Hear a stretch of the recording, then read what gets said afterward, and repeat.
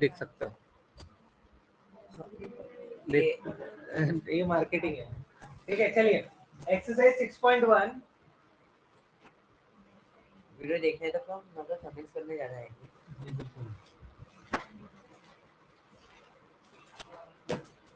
पहला क्वेश्चन है हमारे पास में कि line A B C D intersect करती है ओ पर। ए बी और सी डी इंटरसेक्ट करती है ओ पर। तो इफ एओसी और बीओई का जो सम है वो 70 डिग्री है, मतलब एओसी कौन सा है प्लीज ध्यान देना, AOC is this angle and BOE is this angle, तो इन दोनों का सम कितना है 70 डिग्री। और आपका जो बीओडी एंगल है, ठीक है, तो वो कितना है 40 डिग्री। समझ में आ गई बात, ठीक है।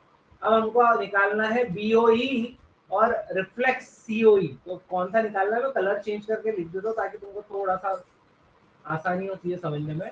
हमको निकालना है बेटा B O E, it means this angle. समझ में आया कौन सा एंगल निकालना है, ये वाला एंगल क्वेश्चन मार्क बना दिया, बाकी ये पीला कलर में जो बनाया है वो आपको निकालना है, ठीक है। उसके बाद सीओई का रिफ्लेक्स, अब रिफ्लेक्स क्या होता है, उस एंगल को छोड़ के बचा हुआ पार्ट, याद है ना 360 माइनस थीटा, रिफ्लेक्स एंगल बताया था ना मैंने कि जो 180 से बड़ा होता है, ठीक है। तो ये हो गया, तो रिफ्लेक्स इसको बोलते हैं, समझे। मतलब इधर बन रहा है ना सीओई का, एक्चुअल में इधर है, लेकिन उसको छोड़ के जो बच गया वो हो गया रिफ्लेक्स, समझे। रिफ्लेक्स ऑफ सीओई, ये समझाने के लिए लिख दिया मैंने यहाँ पर।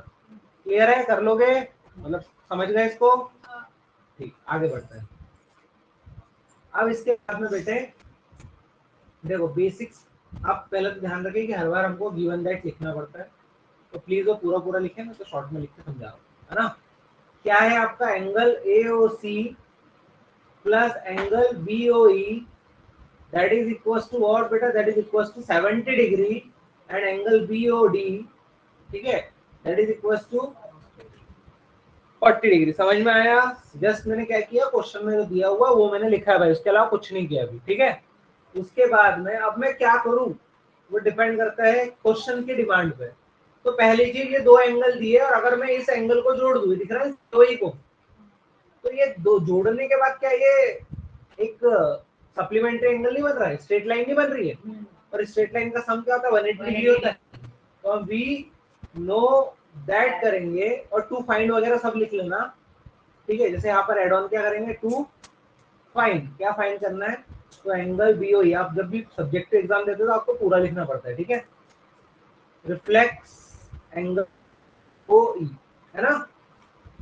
अब बेटा we know that, what do we know, angle AOC plus angle BOE, इसमें अगर मैंने जोड़ दिया एंगल सीओई, आप डायग्राम देखें ना, मैं लिख रहा हूं उससे कुछ समझ में आने वाला नहीं है, समझे ना, मेरे लिखने से समझेगा नहीं। ये देखो ये वाला एंगल प्लस ये वाला एंगल प्लस ये वाला एंगल क्या होगा 180 होगा, क्यों, क्योंकि एओबी एक लाइन है।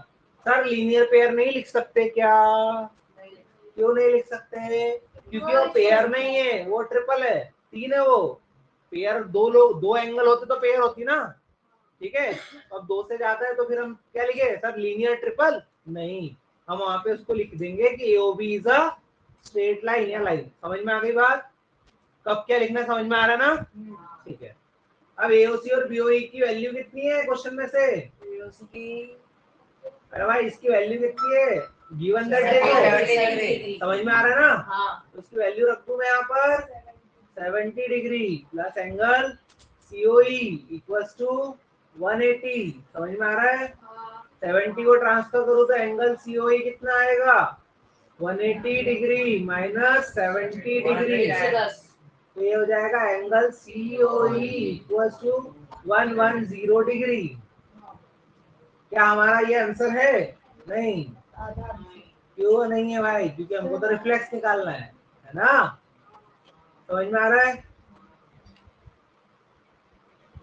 तो भाई रिफ्लेक्स कैसे निकालेंगे, रिफ्लेक्स एंगल सीओई, किसी भी एंगल का रिफ्लेक्स निकालना है तो उस एंगल को 360 में से माइनस कर देना, समझ में ही बात, ठीक है। तो 360 माइनस 110 तो कितना आएगा 250 डिग्री, समझ में आ रहा है।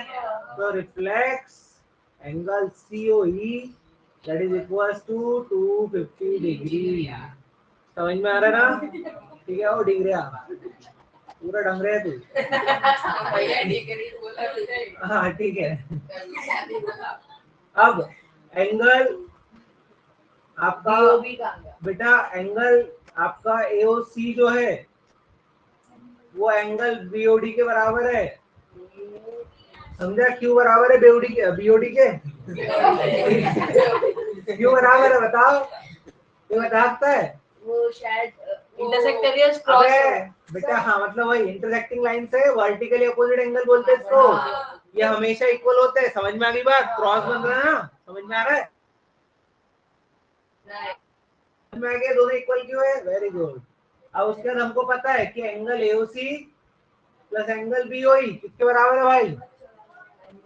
70 के बराबर है ना? हाँ। तो 70 डिग्री के बराबर है, तो फिर AOC की वैल्यू कितनी है? 40 degree plus angle BOE equal to 70। तो यहाँ से बेटा 40 में क्या जोड़ू? 70 आएगा। 30 ना? तो BOE कितना आएगा? 70 माइनस 40 अगर ट्रांसपोज वाली मेथड से भी करो तो 30 डिग्री। तो आपका एंगल BOE कितना आ गया? 30 डिग्री। समझ में आया क्या? पक्का? बहुत बढ़िया।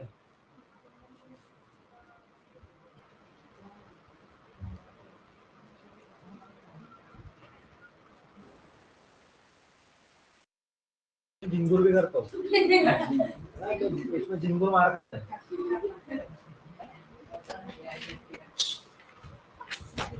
6.14 वाला जो डायग्राम है उसके अंदर आपके पास लाइन XY है। दिख रहा है सबको? X और Y का है। XY लाइन दिख रही है, किसी को मोतियाबिंद तो है नहीं, ठीक है। और लाइन MN दिख रही है, ठीक है। कहाँ इंटरसेक्ट कर रही है? ऊपर। ठीक है। और POI हमारा POI दिख रहा है, कितना डिग्री है? 90 डिग्री है। और ये रेशियो B कितना है? 2:3। तो let A is equal to 2x, x मत मानो यार, तुम x से कंफ्यूज हो जाओगे। 2k मान लो इसको यार, 2k। अरे भैया भाई ये 2 मिनट ये प्रॉब्लम हो गई थी, हो गई सॉल्व। 2k मान लिया और b को 3k मान लिया, ठीक है। सी को नहीं मानना, फाइन करना। हाँ ठीक है। अब देखो यहाँ पर a plus b plus angle POI, given that वगैरह लिख लोगे ना? मैं डायरेक्ट करवा रहा हूँ, प्लीज गिवन दैट वगैरह खुद लिखे ना। ये 180 डिग्री होगा। क्यों? XY इज अ, समझ में बात? A कितना है? 2k है। और B कितना है? POI कितना है? Equal to 180। समझ में आ रहा है? 2k 3k हाउ मेनी के? 5k equal to 180 minus 90। तो बेटा आप क्या 5k में से k इधर रहने दिया, 90 आया और अपॉन में 5 कट शॉर्ट करेंगे तो k कितना आएगा? क्या बोल रहे हो? 18। मेरे का बोला है k इक्वल टू 18 आ गया। तो आपका a कितना आएगा? 2k यानी 36 डिग्री। b कितना आएगा? 3k यानी 54 डिग्री। 18 से 54 होता है, ठीक है। लेकिन हमको तो c निकालना है, तो उसके लिए लिखेंगे b plus C equal to 180 degree. क्यों? लीनियर पेयर है, MN लाइन बोल सकते हैं या लीनियर पेयर, दोनों में से कुछ भी लिख सकते हो आप। तो हमारे दो ही है ना, पेयर बन रही है, इसलिए क्या लिखा? Linear pair. b की वैल्यू कितनी है? 54। c की मालूम नहीं, निकालना है 180, ठीक है। c इक्वल टू कितना हो जाएगा? 180 माइनस 126 डिग्री आपका आ गया आंसर। समझ में आया? ठीक है, क्लियर है कैसे निकालना है बेटा? इजी है। चलिए ठीक है, अब आगे बढ़ते हैं। आगे देखो क्वेश्चन नंबर 3। क्वेश्चन नंबर 3 में आपको करना क्या है समझो। आप क्या 6.15 दिया, आपको बोला गया कि PQR और PR के अंदर के दो एंगल है 1 और 2, नाम ऐसे ही दिया मैंने समझाने के लिए। ये दोनों इक्वल है, तो बताओ बाहर के इक्वल होंगे? ऑब्वियस सी बात है इक्वल होंगे। पता है कैसे? यार ये दोनों एंगल लीनियर पेयर है, ये भी लीनियर पेयर है, हाँ। तो ये दोनों इक्वल है तो ये दोनों भी इक्वल होंगे, तभी तो उनका सम 180 होगा ना। समझ में आ रही बात? तो हम यहाँ पर क्या करेंगे, देखो पहले तो हम गिवन दैट जो मैंने आपको बोला बार बार लिखने का, मैं हर बार नहीं लिखूंगा, आपको लिखना पड़ेगा पूरा, ठीक है। गिवन में क्या है, angle P Q R equals to angle P R Q, ठीक है। उसके बाद में वी नो दैट, या फिर पहले तो एक काम करो, जब प्रूफ करते हैं ना तो एक और चीज लिखते हैं, टू प्रूफ। तो टू प्रूफ पहले लिख लो भाई, वो कितना है, angle P Q S equals to angle P R T, ठीक है। अब उसके बाद we know that, W K T मतलब वी नो दैट, ठीक है। तो वी नो कि angle P Q R plus angle P Q S equal to 180 degree होगा। ए भाई ठीक है। तो अब यहाँ से पी क्यू आर की वैल्यू कितनी आएगी,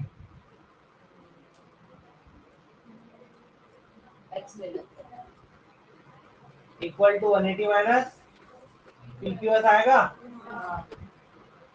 और इसको मान लेते हैं फर्स्ट इक्वेशन, ठीक है। और उसके बाद में angle P R Q plus angle P R T equals to 180 degree, ठीक है। तो यहाँ से पी आर क्यू की वैल्यू क्या आएगी बेटा, 180 minus angle P R T, है ना। Second equation. अब ये सेकंड इक्वेशन हो गई। अब हमको पता है कि एंगल पी क्यू आर जो है वो किसके बराबर है, पी आर क्यू के बराबर है ना। तो from equation 1 and 2, 1 P Q R की वैल्यू कितनी है, 180 माइनस पी क्यू एस, समझे कि नहीं। और इसकी वैल्यू कितनी है, 180 माइनस पी आर टी, ठीक है। अब आपका 180 से 180 कट जाएगा, समझ में आ रही बात।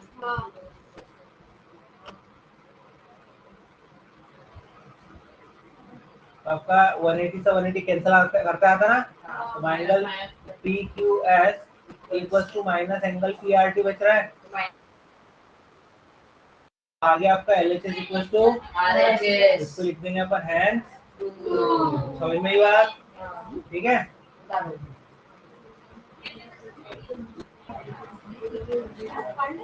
नेक्स्ट देखो, इसमें आपका क्वेश्चन पढ़ो, क्वेश्चन 6.16 वाले डायग्राम पे डिपेंड करता है जो कि बाजू में बना हुआ है। उसमें x प्लस वाई जो है w प्लस जेड के बराबर है। तो we have to prove that AOB is a line, मतलब AOB एक लाइन है, हमको प्रूव करना है।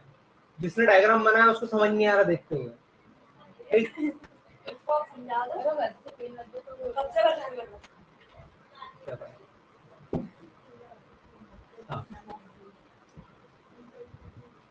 x plus y equals to w plus z, ये दिया हुआ है ना।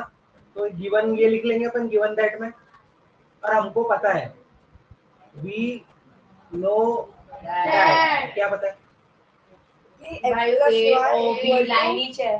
अबे वो तो गिवन है, थोड़ी पता है हमको, वो तो पता चला क्वेश्चन देख के, पर हमको पहले से क्या पता है, ऐसा कुछ नहीं है। वो भी लाइन प्रूव करना है अपने को बेटा। हमको ये पता है कि x प्लस वाई प्लस डब्ल्यू प्लस जेड जो है वो 360 डिग्री होता है, क्योंकि इसको कंप्लीट एंगल बोलते हैं। याद है मैंने कंप्लीट एंगल बताया था, ठीक है। अब ये x प्लस वाई और w plus z, x plus y किसके बराबर है, w प्लस जेड के। तो आप w प्लस जेड की जगह x प्लस वाई रखो, या x प्लस वाई की जगह w प्लस जेड रखो, चलेगा, समझ में ही बात। तो हम x प्लस वाई की जगह w प्लस जेड रख देते, तो ये w प्लस जेड हो गया एक बार, प्लस ये लाइन में सिर्फ समझाने के लिए बना, लिखना नहीं है, ठीक है। Equal to 360 w plus z, how many w plus z, समझ में ही बात, 2w प्लस जेड। अपन वैसा भी लिख सकते हैं, जेड तो लिखा हो, कट शॉर्ट करोगे तो क्या हो जाएगा, 180 w plus z is equal to, 180। अच्छा w प्लस जेड 180 है, वो तो लीनियर पेयर भी है। हाँ तो पता है, दे आर ऑल्सो, मतलब they are also linear pair, ऐसा लिख सकते हैं क्या, नहीं, दे आर ऑल्सो नहीं आएगा, they are now linear pair ना। They are now linear pair, क्योंकि हमने देखा ना लीनियर पेयर कब होता है, सम क्या हो 180 डिग्री। इसका मतलब अगर 180 डिग्री सम है तो वो एक ही लाइन पे लाई करते हैं, ठीक है। तो AOB is a Line. S2, समझ में बात, ठीक है।